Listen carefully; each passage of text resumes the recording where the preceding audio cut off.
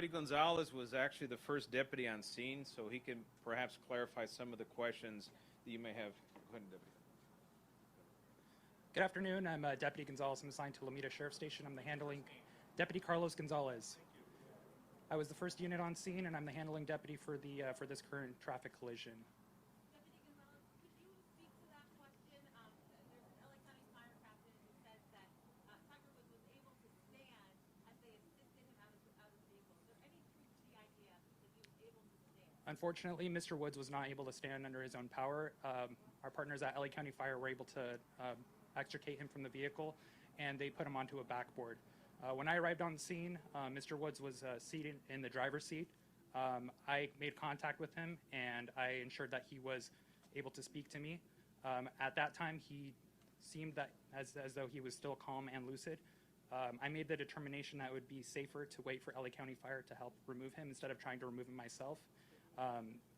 I kept Mr. Woods calm until LA County Fire arrived on scene.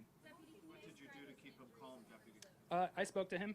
I asked. Conversation. Can you share it with us, please? I asked him what his name was. He told me his name was Tiger, and at that moment, I immediately recognized him. I asked him if he knew where he was, what time of day, just to make sure he was oriented. He seemed as though he was lucid and calm. Was he concerned about his injuries?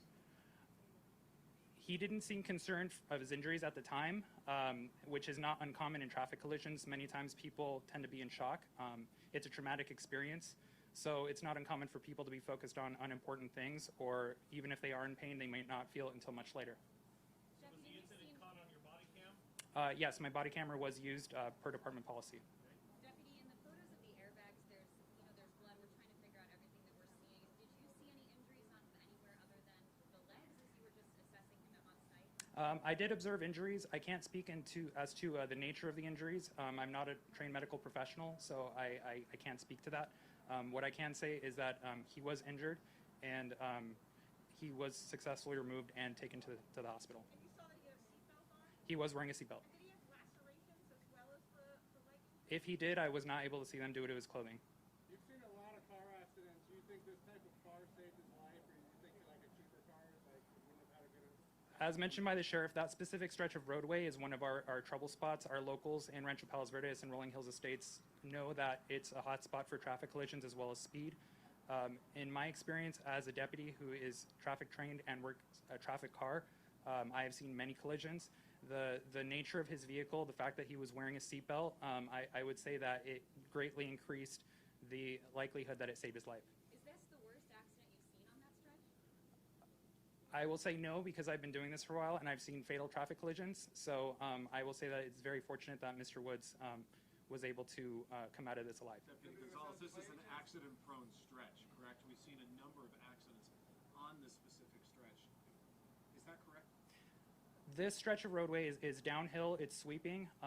Speeds there. The speed limit is 45 miles per hour. Myself, when I'm doing speed enforcement, I will sometimes catch people going 80 plus miles per hour. So it's more of a thing that people see a nice stretch of road and maybe they're not watching their speedometer, or maybe they're in a hurry. During your conversations with Tiger, were you ever concerned in the time that you spent with him of his pain threshold, or that he was going to lose consciousness at all?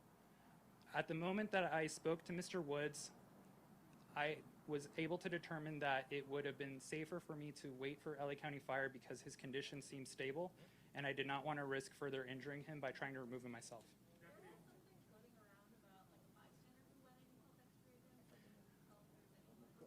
So the neighbor that lives behind heard the collision and came down and was the one that directed me to the vehicle.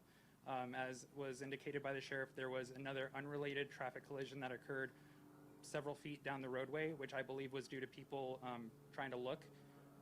And that also kind of distracted from what was occurring, because he was several feet off the roadway, so I think most of the attention that people were focused on was on the roadway. One more question.